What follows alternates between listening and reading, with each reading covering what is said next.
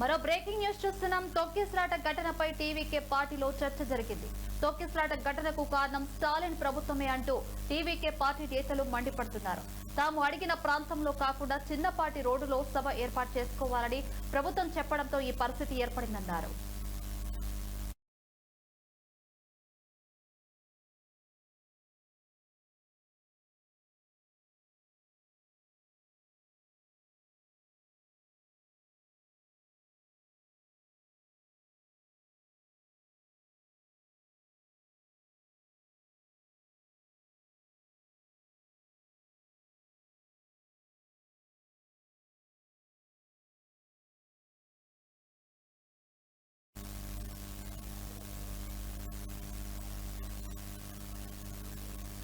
పూర్తి వివరాల్లోకి వెళ్తే చెన్నై దుండిగల్ జిల్లా కరూరులో టీవీకే పార్టీ అధ్యక్షుడు హీరో విజయ్ రోడ్ షో నిర్వహించారు.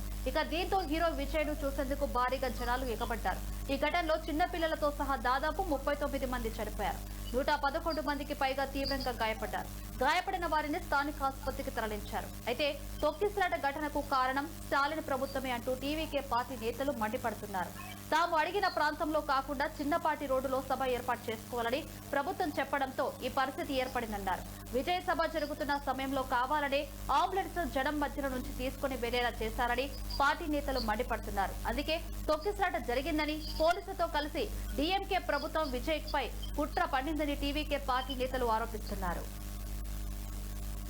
ఇదే అంశానికి సంబంధించి మరింత సమాచారం రాయలసీమ రీజనల్ కోఆర్డినేటర్ మధు అందిస్తారు. మధు, లావణ్య తమిళనాడులో విషాదం చోటు చేసుకుంది. ఒక రాజకీయ సభ నృత్య వేదికగా మారింది. తమిళ సినీ నటుడు తమిళ వెట్రి కలగం టీవీకే అధ్యక్షుడు విజయ్ శనివారం కరూరులో నిర్వహించిన రోడ్ షోలో మరణ మృదంగం మోగింది. లెక్కలంటే సుమారు 60 నుంచి 70,000 మంది కూడా జనం తరలి వచ్చారు. దారులు మొత్తం కిక్కిరిసిపోయింది. పరిస్థితి అదుపులో తప్పింది. తొక్కిసలాట దారి తీసింది. అధికార వర్గాలు అందించిన సమాచారం ప్రకారం విషాదంలో 39 మంది మరణించారు. 100 మందికి పైగా గాయపడ్డారు. మృతుల్లో 7 పిల్లలు, 17 మంది వరకు మహిళలు ఉన్నారు.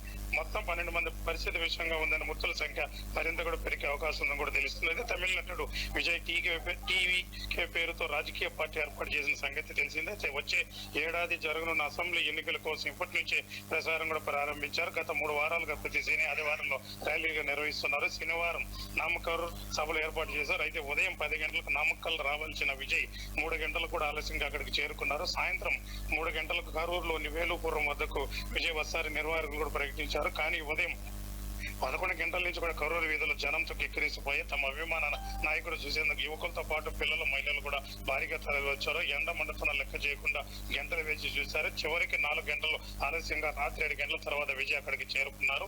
తన సభల కోసం ప్రత్యేకంగా ఏర్పాటు చేసుకున్న బస్ పైకి ఎక్కి విజయ్ ప్రసంగం కూడా ఉగ్రతలు ఊగిపోయారు. ఆయన ప్రసంగం ముగియగానే కొద్దిసేపటికి ముందే తొక్కిసలాట మొదలైంది. తీవ్రమైన ఎండ ఉక్కుపోతే అప్పటికే నివసించిన జనంలో కొందరు తప్పిపడిపోయారు. ఇది గమనించిన విజయ్ టీం అప్రమత్తం కూడా అయింది. అయితే విజయ్ కూడా తన ప్రసంగాన్ని ఆపివేసే బస్సులో పనిచే వాటర్ బాటిల్ కూడా విసిరారు. అయితే విజయ్ అక్కడి నుంచి బస్సులో బయలుదేరగా పరిస్థితి పూర్తిగా అదుపులో తప్పింది. ఉదయం నుంచి ఎండలో ఉండి ఉండిపోయిన జనం ఒక్కసారిగా అక్కడి నుంచి కదిలారు. అయితే విజయం చూడడానికి ఎక్కువగా గోడల నుంచి చెట్లు ఎక్కి వాళ్ళ కిందకి దూకారు. విద్యుత్ సరఫరా ఆగిపోవడంతో చీకట్లు అలుముకున్నాయి. అయితే ఇరుకు రోడ్లు ఉండటంతో అటు చీకటిగా ఉండడంతో జనాలు ఒక్కసారిగా ఒకరి మీద ఒకరు పోవడంతో తొక్కిలాస మొదలైంది. అయితే విషాదం ఇదే కారణమైంది. అయితే తొక్కిసలాట సమయంలో పోలీసుల్లో సహాయాలు మారిపోతే పరిస్థితి అదుపులో తేవడంతో వారి సాధ్యం కాలేదు. అయితే చీకట్లో ఏం జరిగిందో ఎవరికి అర్థం కాలేదు. తొక్కిసలాటలో చిక్కున్న జరుగుబాటుకు ఉగ్గురు అయిపోయారు. అయితే తొక్కిసలాట ఘటనలో పోలీసుల వైభవం లేదు. తమిళనాడు డీజీపీ కూడా ఇప్పటికే ఒక ప్రకటన కూడా చేశారు. 10,000 మందికి హాజరయ్యేందుకు అనుమతి ఇచ్చాం. సభకు దాదాపు 40 నుంచి 50,000 మంది కూడా వచ్చారన్నారు డీజీపీ. అయితే ఒంటరిగా రావాల్సిన విజయ్ సాయంత్రం 7:30 గంటలకు ఒకసారిగా జనపడ్డ తొక్కిసలాట కూడా డీజీ పెరిగిందని చనిపోయారు 39 కూడా డీజీపీ కూడా ప్రకటించారు. అయితే క్షతగాత్రలు కూడా తరించేందుకు సుమారు 50 అంబులెన్స్లు కూడా ఉపయోగించారు. క్షతగాత్రలు మృతదేహాల బాధిత కుటుంబాలకు రోదనలతో కోరారు. ప్రభుత్వ ఆసుపత్రికి కూడా సౌకర్యంగా మారింది. ఈ విషయం తెలుసుకున్న ఆ రాష్ట్ర విద్యాశాఖ మంత్రి ఆన్బిల్ మహేష్ కూడా పరామర్శించారు.